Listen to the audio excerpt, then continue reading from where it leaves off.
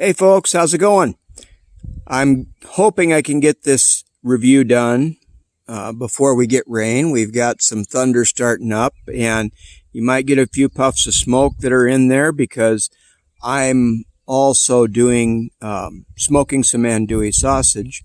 But I've got a couple of pieces here that come from Medieval Collectibles, and so I wanted to talk about them. And then I've got one piece from Darksword Armory, and I'll talk about that a little bit as well. The first one here is a German high mace, and I want to bring this close so you can see this and give you a good look at how it's constructed. This piece has got, it's made from high carbon steel. It's got 8 flanges. It is considered a battle-ready functional mace, and it is a replica of the 1500s era.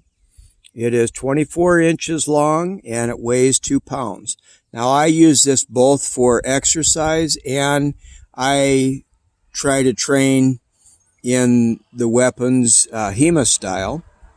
So that is one. This particular piece, I mean, I could take it out and show you. It will smash things.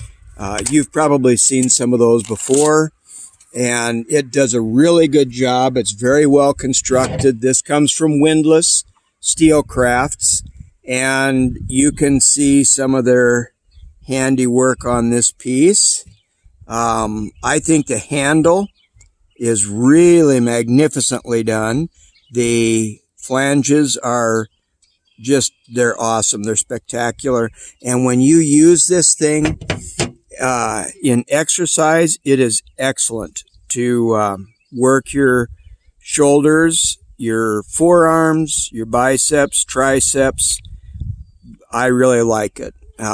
It's nice for exercise. It's nice for working out. It's also would be very functional if you ever found yourself in need of such a thing. We hope that never happens in real life, but certainly in reenacting and things, you could. This would be a little bit too intense for reenacting without both people being trained in how to use something, because it literally will penetrate wood. It would penetrate armor. I've hit up to 16 gauge steel. It will go through that. You know, I wouldn't encourage that if you're wanting a showpiece. It's probably going to make a little bit of a mark, but it's nonetheless very useful, and I would encourage you, if you get the opportunity and this is something you're looking for, pick one up. The next thing I'm going to show is the martial sword, and you're going to see a few little flakes of the inside of the scabbard.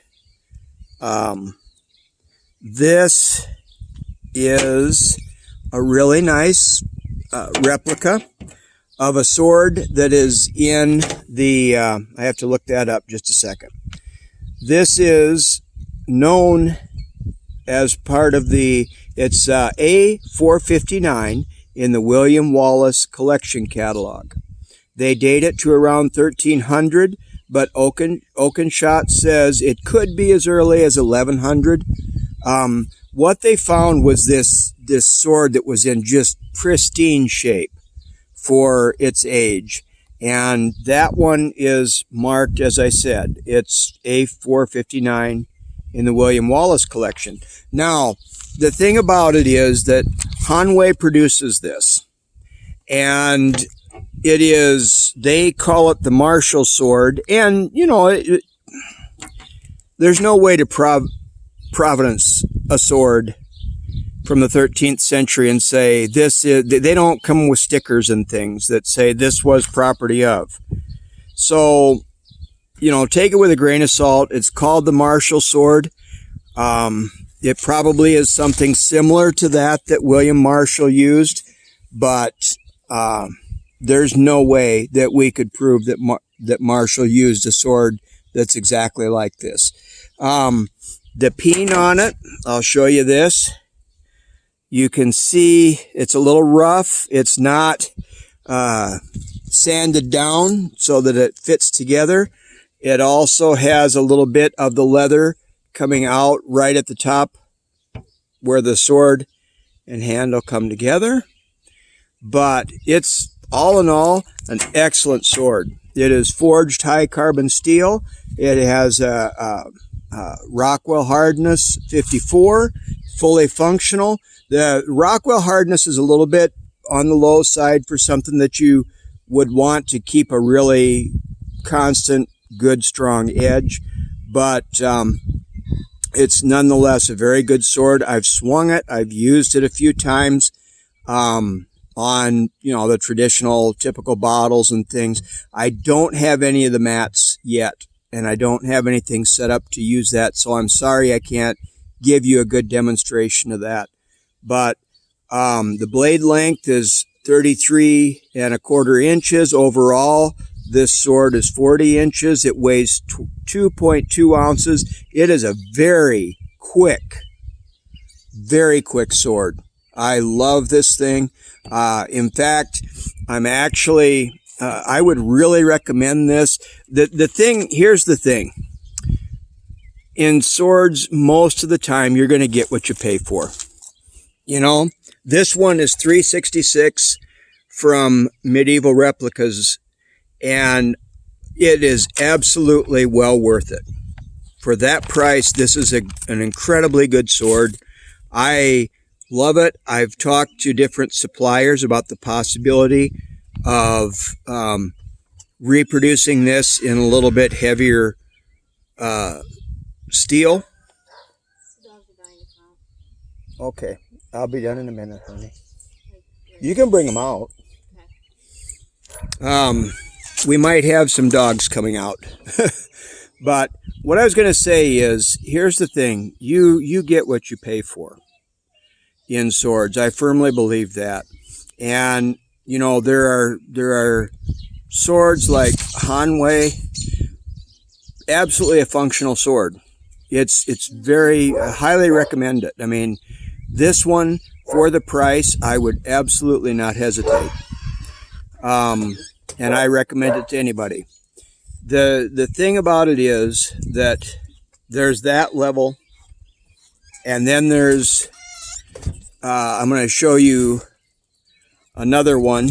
This one is a completely different grade of sword, and this one comes from Darksword Armory, and this was actually gifted to me by a friend. You can take it. Thank you. And this was gifted to me by probably my best friend, and he's no longer with us. But sorry, this is in the way. I'm trying to go down this to show you something that it's had some use. I've used this extensively, actually. And you're going to see on this side very nicely, right here. I'll bring it up here. That piece, that came from hitting a piece of 1/2 inch rebar, or that injury to the sword came from 1/2 inch rebar. I was actually practicing getting good swings in, and I was not aware that there was, in that little bit of tree space, I wasn't aware that there was a piece of rebar on our farm that was right there sticking up in the way. And I hit that thing full force, two-handed. This is the two-handed, or the 12th century Templar sword. Sorry I didn't explain that at first. I hit that thing full force, full swing, two hands, rock solid. And not one bit of damage other than you see that nick in the blade. That thing hit hard. I thought for sure I would be having a, it would bend, it would be damaged, the handle would be loose, something. Absolutely not. The thing is in pristine shape except for that mark. It's showing some wear now because that one is the one that I trained with and used throughout a lot of my last 8 months, and it's actually seen hard physical activity and it has maintained itself. That piece, I'm not sure what it retails for exactly, because that was, like I said, that was a gift to me from probably the best friend I've had. We were in some really tight corners of the world together, and he was wanting to make sure I had that. Really wonderful sword. I love it, and I'm gonna guess that that's the next level, where the Marshall was a 366. I'm going to guess that this is a probably 600 to 800 range. My next one is probably going to be a $1,200 to $2,000 range, but for now these are the ones I have. And the Marshall likely would have had trouble hitting rebar that thick, that big. It probably would have been a major problem. But the two-handed Templar came through it just fine. So I'm going to move this. It might get a little jerky, but I want you to be able to see them next to each other. And see if I can get it good enough to get them all in. There is the entire set. So every one of these I would recommend, not hesitating. I would not hesitate to use any of them. They are functional, but like I said, you get what you pay for in swords and maces. And so the mace was like $116, $118 or $108, I forget. Really recommend it. It's a German flanged mace from the 15th century replica. Excellent. The Marshall sword I absolutely love, and like I said, I'm looking for that company that will be able to make a very similar one and build it to those specifications. It just fits me better. If I were to try to, for me to pick this up, and if you look at this, my other hand, there's a good gap in those between my hands. That's normal for a two-handed sword, but it just, for my frame, it's just kind of a little bit big, but it's a magnificent sword, and it is really, really useful, fully functional. The scabbards, not the biggest, most important part, but the Templar, the Darksword, I'll flip this over so you can see. Here's their logo. It came with this obviously larger, fully ready scabbard. This one I'm having to get a frog for, and I'm studying leatherworking, and eventually that's going to become something else.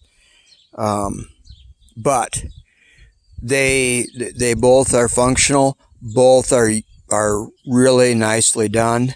Both are wood core, and so that takes care of my presentation. I hope you'll give them some consideration. And like I said, Medieval and Darksword, both companies I'm really happy with. Windlass, I'm really happy with.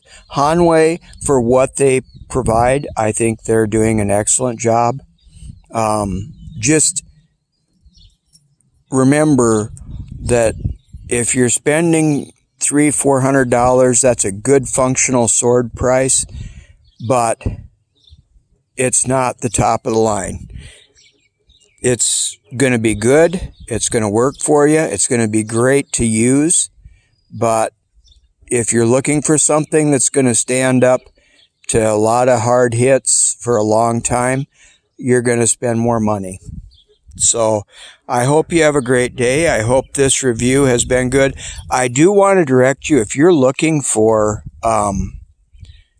those elite swords, Medieval Collectibles makes them, or has them available. Darksword Armory makes them as well. And I have full confidence in both of those companies.